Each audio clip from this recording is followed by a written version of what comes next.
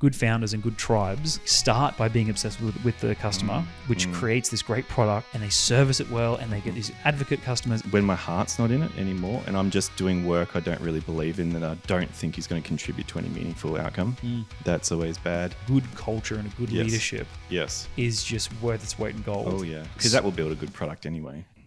Alex Urquhart, hello. Hello, Jack. Mr. Urquhart, let's talk about some stuff. Let's do it. What are we talking about today? We're talking about when a marketer should leave an employer or a client. Yep.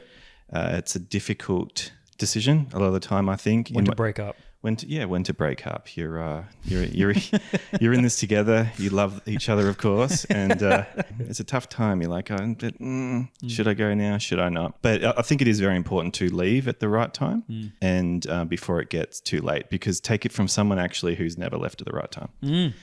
Or rarely has. So as we've talked about on the podcast before, a lot of marketers, our ability to succeed depends on our choices of who we work with, because we don't control a lot of things that we get held accountable for. And a lot of the outcomes we get held accountable for. So that means we need to get into the right situation in the first place more often.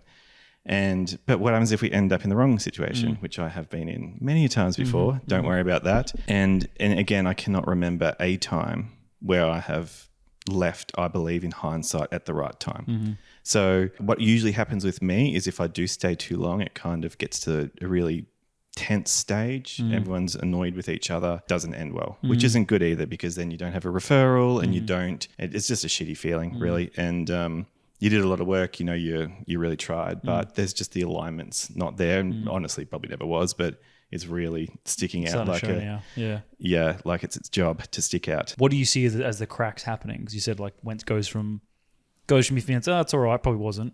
I suppose same as a relationship, I guess. But goes from being like, no, right, then it's like glaringly obvious. Like, what are the cracks that you see? Yeah, it is. They sometimes boil the frog a little bit, I think. But when I'm feeling, not listened to is one. When my heart's not in it anymore and I'm just doing work I don't really believe in, that I don't think is going to contribute to any meaningful outcome, that's always bad. As far as the way that they operate or other people in the company would operate, if you start not getting included in things, not getting consulted about things, that's a red flag in my mind.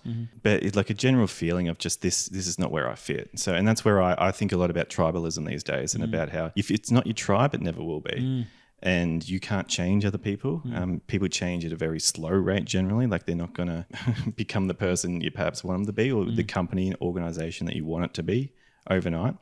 It can grow, it can improve, but I wouldn't be betting the farm on large changes, which is what I've historically done.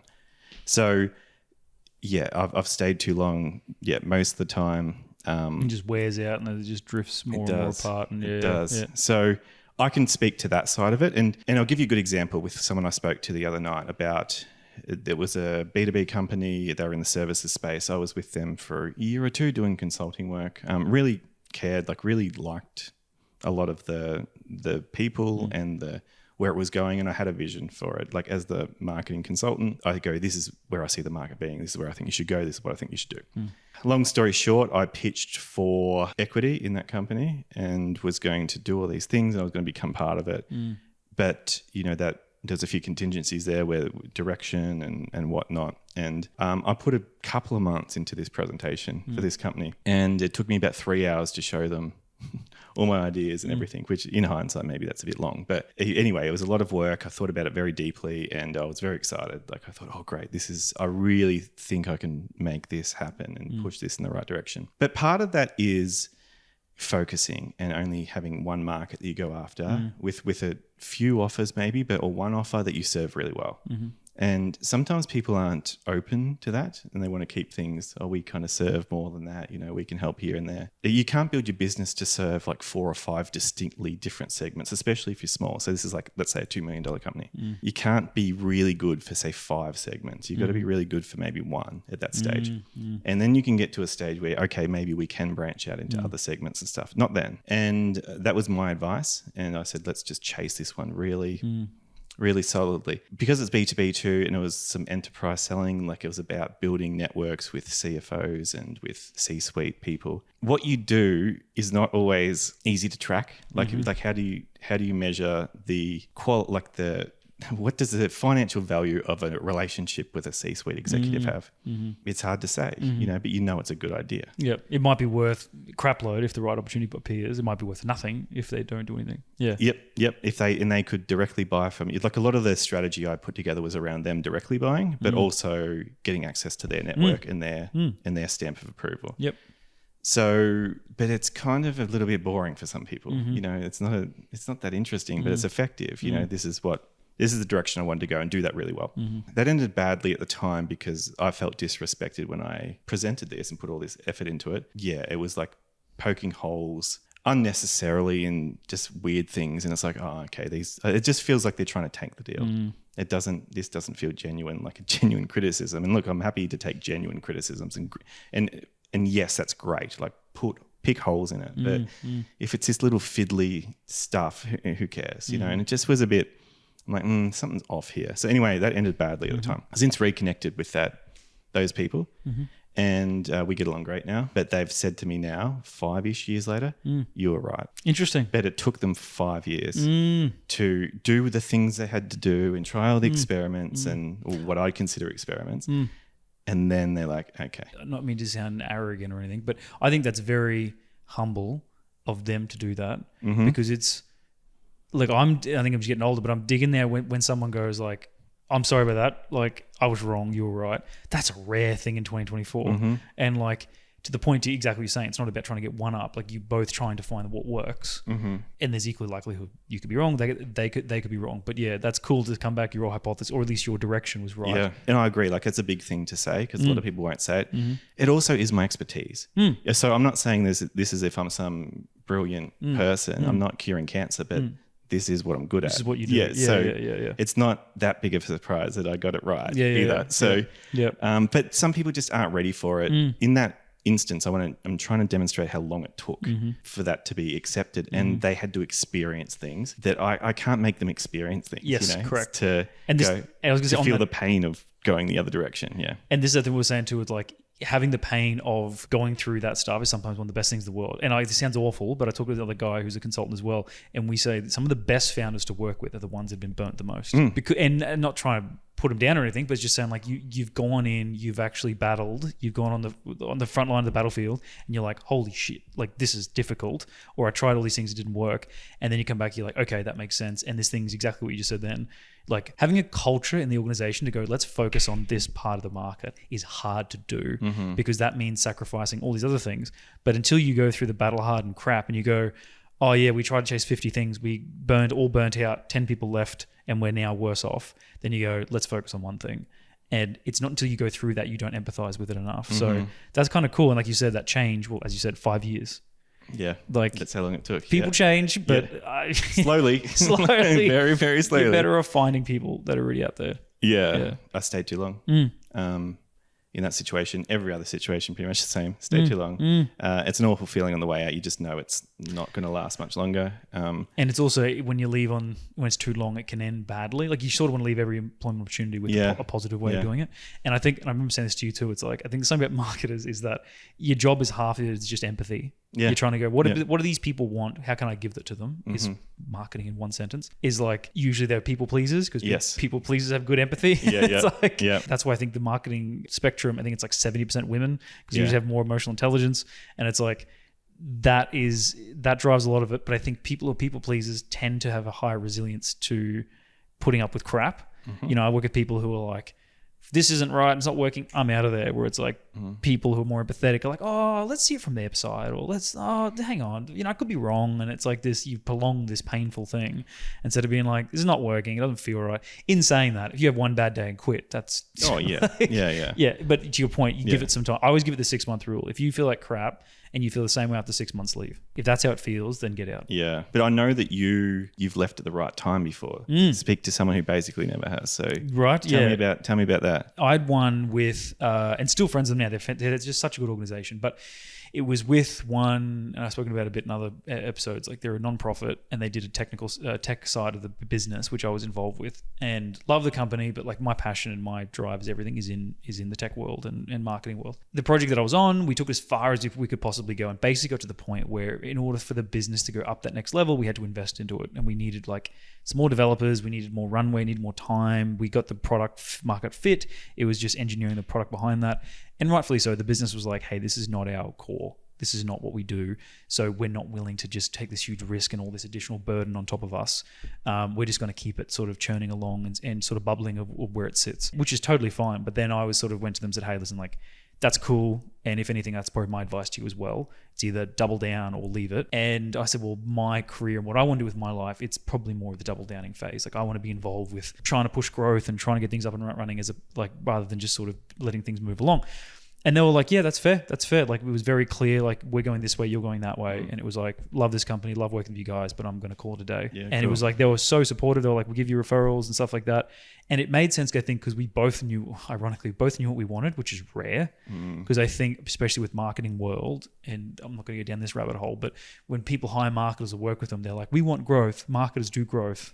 Therefore, why aren't you doing growth? And you're like, well, this is not for me. And they're like, what, you don't like doing growth? And you're like, that's not it at all. You're chasing rainbows and I'm trying to do this thing. Anyway, so I think it does matter when you leave the right time, but I do agree, like staying, I think it's probably like the 2 year. Now it's like on average, people stay for 2 years in the companies and then they sort of transition on. And I think that's a mixture between, that's long enough to see all the cracks. Like, if you can't see them by then, usually you see them all by the first year, but they don't really start hurting you until another 12 months later, that you're like, this is never going to change, I'm angry, I'm frustrated. But when you rock up to every new company, it's like stars in your eyes and everything's perfect and great and fun, but as you say, it was always there. And I think I always choose a good culture over a good product. Like a good product, stuff like that, but a good culture and a good leadership is just worth its weight in gold. Oh yeah, because that will build a good product anyway. Yeah. And like I would happily work on the most boring product on the planet with a good team and a good focus, like any day of the week. I loved your analogy about, which you haven't said yes on this episode, but you said it off the episode, so I'm going to say it now so the listeners can benefit as well. But you talked about how you wanted to build Starbucks and they wanted to run a local cafe. Was the equivalence you put in that situation. No, I thought that was a good way of thinking about it. I thought, okay. Do you want to build a Starbucks? Well, if the organization doesn't want to, not much you can do about it. Yeah, that's right. And everything will come downstream from that. Like your decision making, your hiring, it's going to be like, hey, our next quarter is not going to be how can we double the business and your higher risk appetite. It's going to be, no, how do we like keep the doors open and make sure the next 3 guys keep coming back and live to fight another day. Another day, it's like, that's not what I want to do. It's definitely more about the leader. And I think too, especially with startups, is that, and I remember hearing this a while ago, it was like these investors say they judge the startup more on the founder than they do on the product. I'm thinking that's ridiculous. Like at the end of the day, it's a product in the market. And then having like 200 startups that companies now work with, and I'm like, that's so true. You can have the best product in the world with poor leadership and non-motivated, that has a toxic culture. It's like, unless you're selling, and I use this a lot, like face masks during COVID, which you could be a lemonade stand at the front of your yard and you'd probably make money. But like, it's so easy to let it fall apart because so much of what we know, like it's most of the business is just optimizing, it's just sort of iterating on it. And then if you come out and you go, this is what I think, everyone go do it. But if you have a leader at the front of the company and, testing and backing it up and joining sales calls and figuring this out and aligning the company, you will eventually succeed. If you have a good founder and a good leadership team, you will eventually succeed. And I think knowing that too, like I said too, I now go, if I look at other companies, helping another company hire, I go on to look at other PDs and what other people are hiring for to check what the market is. I go on Glassdoor and I can tell you now, there's some I've read the product, I've read the company, this is great, I've seen some posts that they've done, and then I go on Glassdoor and it's like negative review after negative review, and I go, well, no, cross that one out. Yeah. Like people are going from that company to ours, and I go, not going to touch that. Yep. And it's such a shame that's like, there's just so low emphasis on it now. Hopefully younger generations are now emphasizing that. But we've both been in situations too where you start caring about the business more than the leader. Yes, which is the number one reason to get out. Yes, which is then that's Alex's point, by the way. I'm stealing it. But go for it. That is very true. And sometimes because the business can be set up in a way that the directors or whatever are making good money. But so they don't necessarily have an incentive to grow the business because I'm making good money at this size. But that doesn't suit me though. So that's when you've got to get out too, because I've been way too invested, all the time. I really struggle with that boundary of not getting too involved and not caring too much. But good marketing, I think this is the catch-22, because good marketing needs that. Yeah, because we have to care. You have to be deeply involved. Like Yeah. if you think about you write content for, say, any sort of company, in my opinion, if you're writing whatever it is, video, blog, whatever, you're writing content. Like the best content is the ones that you put yourself so deeply into the customer's mind, and you're like, what is the stuff that I would desperately want to read today? What's the things I really want to know about? And you can't think like that if you're half in it. Yeah. And I have this thing where I genuinely believe, apart from like poor culture and those sorts of things, I think having the mix between, and I think what you're saying then, what leads to that is I feel it's impossible to be with a product mind and a consumer mind. And I think they're two sides of the same coin. But I feel like, it's that old saying, you can't feel angry and hopeful at the same time. Like you can feel like have a laugh, but then feel like a bit daunted. Like there's some emotions that like fix together. Yeah. But like this, like you just cannot feel the two. And I've experienced this many times that, like, when you go customer research to fix the product. Yeah. And I think that's the thing that they never mount up with. And good marketers and people get so focused on the customer, because that's essentially what you're doing. Yeah. But then the managers and the people who own the company, they get so focused on the business. Yes. And they go like, we need more money. We want to scale. We want to go into new, like, none of that matters unless you do this. And like you look at any successful founder, it's the same thing over and over again. They're like, just get obsessed with the customer. Yep. You get obsessed with them. And I feel like how toxic culture happens, and I've seen this so many times, good founders and good tribes, like where they're at, start by being obsessed with the customer, which creates this great product, and they service it well, and they get these advocate customers, and they go, right, now we've done that. We're good now, let's turn this up. And then they just lose sight of what they originally did. Yes. And then they go things like, oh, let's do PLG. And you're like, what is that even? Like, why? Yeah. Why are you doing that? Yeah. Oh, because you can scale faster. Is that what the customer wants? Is that going to help them? So I think that then leads into, and I've seen it firsthand many times, people do that. And I'd be lying if I said it's probably not captivating, right? It's like you get to a point where you can potentially make millions. The blinkers probably go on. You get a bit short-sighted and you go like, well, we just want this thing. And you see people, like I've seen ones who I've seen when they hired like VPs of these Oracle or these, Microsoft VPs who charge like $300K a year for their salary at the minimum, and they don't do anything. And they're awful, and they stack this company thinking this will be great, and it just erodes the culture. The people who built the place will bugger off and just falls apart. Yes. And it's so heartbreaking. It doesn't take many of them either. You can have a few, like a couple of rotten eggs, or even one rotten egg at times. That really, I have seen that too as a company grows, that someone comes in, very internally focused person, no interest in external, customer, any looking outwards. And they just bring so much. They just, play politics and or they rock up and try to dictate. And dictate, but also, turn the culture inward or the company discussion inward rather than outward, and keep it outward. And which is always, and I think like the fish rots from the head, we say it a lot of that. And this is always like the more I go through my career, I hate sometimes, because it's very easy out, right? You go, founder's an idiot, I'm out here. Like it's such an easy scapegoat. But the sad reality is so much of it depends on the leadership, and so much of it depends on, and to be a founder, I think I've said this to you before, to be a founder is easy. In Australia, you need an ABN number and a website. Congratulations, you're a founder. But to be a good founder, I think, is one of the hardest jobs on the planet. And I'll die on that hill. It is so hard to be a good founder, which means especially in the early days, for many, many years, for zero thanks, for bugger all money, you work probably 10 different positions at once, 7 days a week. You get dragged over the coals. And eventually, hopefully, when the momentum builds, you sort of go sort of from that. But it is so hard. And I think the biggest issue in startup, or at least in a lot of startup world, is that people underestimate the reality of what that takes. So they get in the roles, and so everyone wants to quickly be a dashboard checker. And I don't know if I said this, I think I said this in the previous podcast, but there's always the guy who built Salesforce book called Impossible to Inevitable.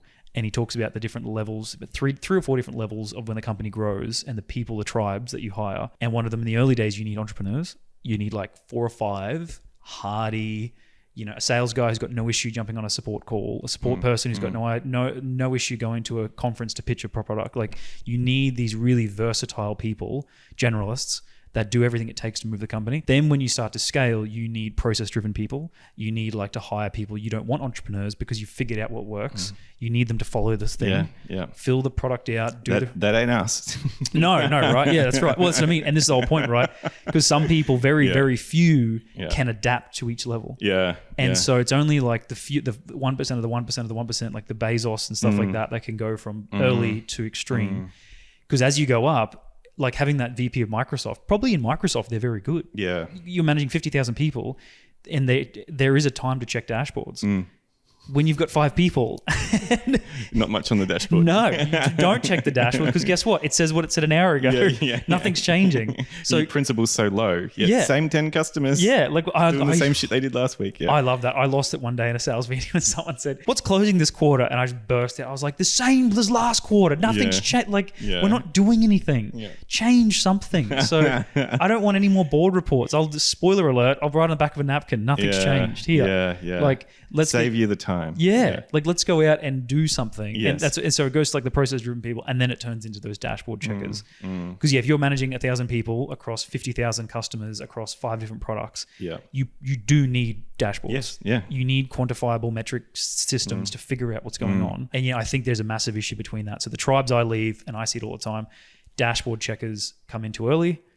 Entrepreneurs, some not always, go too late. And this is what they say about that whole 0 to 1. The founder who's crazy enough to take all these risks on, to do all this, million miles an hour, throw things at the wall that get it moving. Once things are moving, that mentality is toxic. You hear it all the time from product people when they go, "Oh, guess what? The roadmap, it's just whatever the CEO dreamed up last weekend." And it's like you need them to step back. That's hard for a lot of people to do, though. Hugely. Like it's a very Their emotional. baby. Yeah. Like don't know. I'm the parent of my kid. Correct. And also, if you've sacrificed basically your life for 3 years and all your money and all your time, and then someone goes, "Get out of the way," you'd go, "Excuse me." They're like, "No, this is my thing. I'll do what I want." But I've seen many founders do this too. It's fantastic. They can go back and they see that and they go, "I'm not the right person for this. I need to go." And I've seen it work. Even they've used it to their advantage, and as they've looked for new parts of the company, they've led that and gone. That makes a lot of sense. Yeah. And like, we're going to try this new product or this new market, and it's like, great. If you want to be that entrepreneur person, go to the other market and do your crazy stuff, and But now this thing's working. Move out of the way. Let's just keep it like bubbling along. So I think that comes back to the tribe, and I think dashboard checkers too early, entrepreneurs too late. It creates, again, from the top down, bad culture. Annoys everyone. Culture is a personality of leadership. So like, as I said, if I can meet with the founder for an hour, I got a good idea of where that company's going. Not always, because an hour's not a whole lot, but that'll tell me a lot more than any demo will. You've worked with enough though that you'd have a bit of a spidey sense at this stage. All right, you need to make me feel better about myself, because you've talked about how you always leave at the right time. But tell me about a time you stayed too long, and we'll finish on this story. Okay, so staying too long was that when the business went too long, where the whole point was, we hired all these people in, there were dashboard checkers, it just got out of control. They sort of hired too quickly, and it didn't feel good. Probably 6 months before I left, probably 9 months before I left, and I was like, well, ups and downs, we'll see how we go. And bit by bit, I was almost like gaslighting myself. I was like, oh, this is just a little thing. It'll be fine. And then it got worse and worse and worse. And issues I was raising, as I think you said at the beginning of this episode, they were being ignored. And when you get left out of meetings and things get done without you, and then the expectations grow, and then it's almost like this smell of desperation sort of comes into the air. And it's unorganized, and whether it was just me at that time, potentially, I stayed on, and I fought and I fought and I fought, and I tried to rally the troops, and there was a few people there who tried to rally it and get all going again, but then because it was chaotic around them, that just kept falling apart over and over again. And people kept leaving. I was like, no, like we're in it for the long haul, like we got to do this, it's about the vision. And then it got to the point where I was like, my actions are now redundant. Everything I do, everything I try to do, and everything I want to do is not working. So I was like, I'm losing there. I'm just now getting negative. Like, I got to a point there where like, I'm bringing everybody else down because I'm so frustrated that it's a positive that I need to just get out of here. I got to go. And so selfless of you. I'll take my negativity elsewhere. But ironically, the day after you leave, you're feeling very positive. Right? Yeah, correct. Oh, huge. Weight off my shoulders. But I did that too. Smiling again. Skipped my step. It was great. Then I've done that also too with engineering before I got into the tech and marketing world. And it's the exact same thing. I was like, my first ever full-time job, and you get brainwashed, at least I was in 2012, 2013, that I was like, oh, this is you find a job, right? You stick with the company, you grow through the company, you become professional. And I brainwashed myself, and I reckon, again, 2 years I would have left, and I stayed for 4.5 years. And again, the company was fine, but it was just like, I was just dragging myself over coals. And the only regrets I've ever had in my life is not that I didn't go for things, but not leaving things too early. That's that's very common too. That's what people will say to me. Is a lot of people I've heard say, I've never left a job too soon. Yep. Yeah. And there's a bit of a fear with, you want to replace it first, right? Yeah. Oh, I don't want to be unemployed. And, fair enough. And you might have expenses. Well, we all have expenses, but you might have responsibilities and all that. I get that. But yeah, every time I have left, it still has created space for something else. Mm-hmm. So these days I'm like, this feels wrong. I'm going to leave, and just got to trust that something else will come along. Yep. Bit spiritual to finish us off here, but yeah, that's my current philosophy on that. But good fun. I think I hope that helps all you marketers out there know when to leave or when to stay, or just be aware of like what we've been through and the decisions we've made, and the good decisions and the bad ones. A lot of bad ones on my behalf, or a lot of indecision on my behalf, should I say. I've done the same too. I think a question back to that, right? So I guess if there, for argument's sake, someone's listening and says, well, I'm not sure if that's me or not, what would be your advice to someone who's thinking if they should leave or not? If it feels wrong, it is. Yeah? Yeah. Just feel gut feel? Yeah, first thing that comes to mind. I mean, if you're starting to dread it every day, and if you actually want to have some fulfillment in your career, yeah, a lot of us do. Yep. It's not going to change. Like, that's the other thing. Like, and you and I have talked extensively in this episode about how we've tried to change things, but we're bringing a knife to a gunfight, really. Yeah. And just accepting that you're not going to change the culture. You're one cog in a wheel. And yeah, you're probably getting held. If you're unhappy, you're getting held accountable for outcomes that you can't do anything about. And a lot of problems are upstream. You can't do anything about that. If you know all those things, you're not being valued. You can feel it. That's a few of the things I do look for. And just knowing that there is places for you, where you are valued and you are. It's constructive to where you're at. Yeah. And it's just right for you and how you think and operate, because we don't all operate the same. And I think I'll say one on that last one to sign that off. The counterpart to that is, if you leave it, change yourself first before you leave, because you'll bring yourself to the next one. If you're being disrespected, it's not a good fit, it's a toxic culture, then of course leave. But just be very conscious, like how much of that is my own perception as well. Because like I've done that before, where I've had huge expectations of the management team. And I think some people do, right? They're like, they want it to be great culture, high paying, really constructive, a lot of fun, a lot of like all these things together. And it's like, yeah, that's cool. I get all that. But there's other options out there. But if you sort of went, hey, it's not my business, I can't control it, I'm going to stick to what I love doing in this thing here, which I have done. And that's changed my whole perception of things. And I'm like, it's not my company. I'm not, I kept trying to, I treat it as if it was my own because I care about it. Yep. But going, well, it's not mine. I'm just going to focus on doing my little area really, really well. And it's lasted. Ironically, eventually I end up leaving. But it gave me 12 months of bliss as well. Yeah. So that's one thing I'll say. Yeah, it's a good point that we did talk about that, caring more about the company than others as well. Yeah. So maybe that is a good point. Like maybe you should care less than the executives or the leaders. Yeah. They're getting paid more and they're more responsible. Like if you're finding yourself above them, maybe that is a problem. Yeah, that's right. But yeah, and I've certainly had to learn how to care a little less. Which is a twist, which is like so ironic, right? Because you want employees who care. Yeah. Like I want someone who really gives a crap about this company. Yeah. But that's where you've got to get into a place where you want to build a Starbucks and they want to build a Starbucks. Correct. Already. Are you aligned? And you're not trying to talk them into building a startup. Correct. A startup. Starbucks. Yeah. Startup, Starbucks. They're the same thing, right? Yeah. Anyway, we'll sign off there. Also, Thanks for chatting, Alex. See you next one. Talk soon.